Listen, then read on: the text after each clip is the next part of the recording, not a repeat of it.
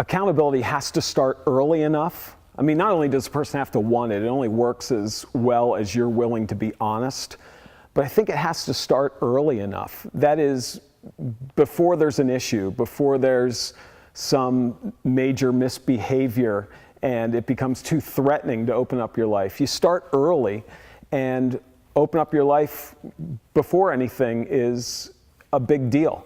And I've certainly tried to practice that with some folks, to just say, here are my potential problems, here's my Achilles heel, and let me just tell you about things right up front so that we have an open and honest relationship. I'll give you a case in point. One of my long-term accountability partners is a close friend of mine who has, from a very early age, struggled with pornography.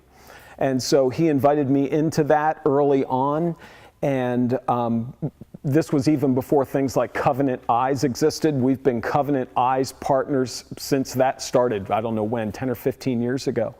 And I remember the first time I got flagged that my partner had misbehaved.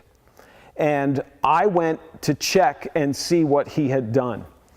And an hour later, I was still looking at the things that he had done.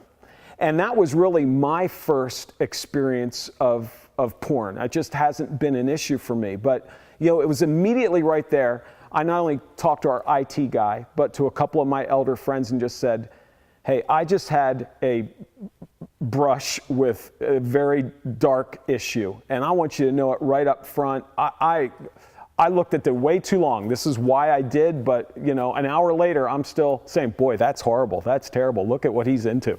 And, to reveal that early on, nobody worries too much about it. It's like it establishes a baseline of honesty and credibility. And so I think it just has to start early on. I've got some guys in my life that before anything's an issue, I'll tell it to them.